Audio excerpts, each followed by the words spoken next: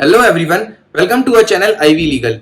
In continuation to our Indian Evidence Act lecture series, in our today's video, we are going to talk about Section 78 of Indian Evidence Act.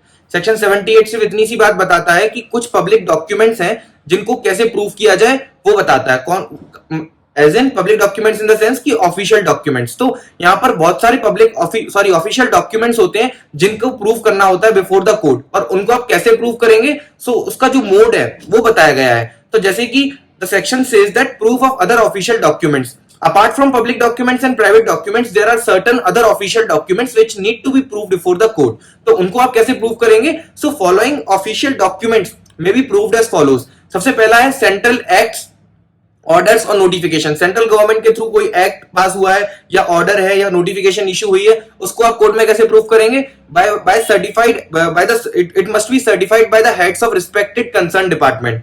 जिस भी field में वो notification issue हुआ है, order issue हुआ है, उसके concern department के हेड के थ्रू अगर वो डॉक्यूमेंट सर्टिफाइड है तो वो उस डॉक्यूमेंट को आप प्रोड्यूस कर सकते हैं as a proof before the court. दूसरा है प्रोसीडिंग्स ऑफ लेजिस्लेचर। लेजिस्लेचर के अंदर जो भी प्रोसीडिंग्स हुई है उसका अगर आपको प्रूफ कोर्ट में देना है तो it can be prove before the court by way of a journal of those bodies और copies printed by the government. Government के थ्रू प्रोसीडिंग्स ऑफ लेजिस्लेचर्स जो होती हैं, जो भी प्रोसीडिंग्स होती हैं वो जिस भी जर्नल में, वो किसी गवर्नमेंट जर्नल में या फिर कोई गवर्नमेंट कॉपी जिसके अंदर वो प्रोसीडिंग्स रिकॉर्ड हुई हैं उसको आप यूज कर सकते हैं as an evidence before the court. ठीक है, तो it must be a government copy और अ गवर्नमेंट जर्नल जहां पर ये प्रोसीडिंग्स ऑफ लेजिस्लेचर रिकॉर्ड हुई हैं। फिर थर्ड आता है कि प्रोक्लेमेशन, ऑर्डर्स और regulation issued by her majesty और प्रिवी काउंसिल। तो यहाँ पर ये बेसिकली लंदन से रिलेटेड है। तो यहाँ ये this not applicable in India. तो यहाँ पर अगर कोई proclamation, order, regulation which is issued by her majesty तो उसको आप प्रूव कर सकते हैं बाय वे ऑफ कॉपीज और एक्सट्रैक्ट्स ऑफ लंदन गैजेट। जो भी रेगुलेशंस वगैरह इशू होंगे वो लंदन गैजेट में पब्लिश होंगे, तो आप bye way of London gadget आप कोर्ट में प्रूव कर सकते हैं।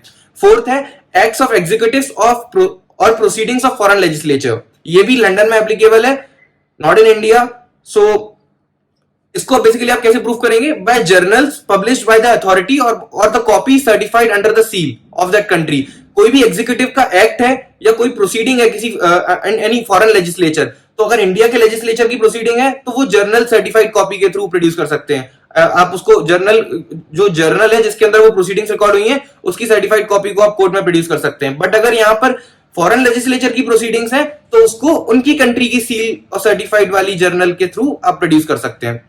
ठीक है, फिर आता है फिफ्थ, जहां पर बताया गया कि म्युनिसिपल बॉडी प्रोसीडिंग्स। तो बेसिकली अभी अपन बात कर रहे थे कि इंडियन लेजिस्लेचर प्रोसीडिंग्स, अब आप बात करेंगे म्युनिसिपल बॉडीज की प्रोसीडिंग्स। तो म्युनिसिपल बॉडीज की प्रोसीडिंग्स को आप कैसे प्रूव करेंगे?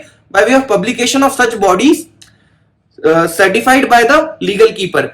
म्युनिसिपल बॉडीज की जो भी प्रोसीडिंग्स होती हैं वो पब्लिश होती होंगी और वो जिस लीगल कीपर के पास रखी हुई है उसकी ओरिजिनल कॉपी उसके थ्रू अगर सर्टिफाइड है तो by any publication which is duly certified by the legal keeper that can be used to prove the municipal body proceedings before the court।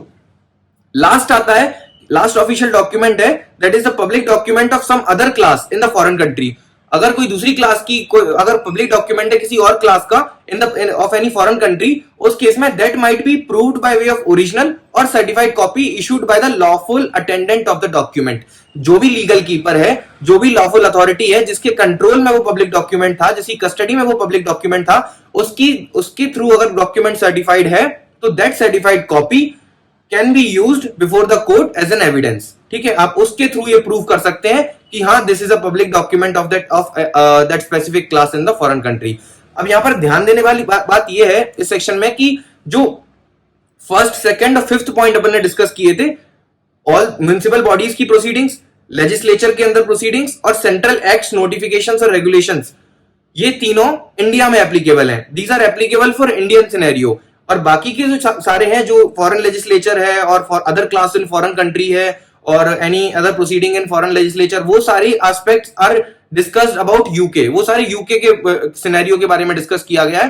तो only in India the 3 points are relevant. The 3 official documents के proof के बारे में बताया है। India के अंदर 3 ही applicable है। पहला म्युनिसिपल बॉडीज की प्रोसीडिंग, दूसरा लेजिस्लेचर की प्रोसीडिंग्स, और तीसरा सेंट्रल एक्ट्स, ऑर्डर्स और नोटिफिकेशंस। इन तीन को कैसे प्रूव किया जाएगा वो अपन को इंडियन सिनेरियो के लिए ध्यान रखना है।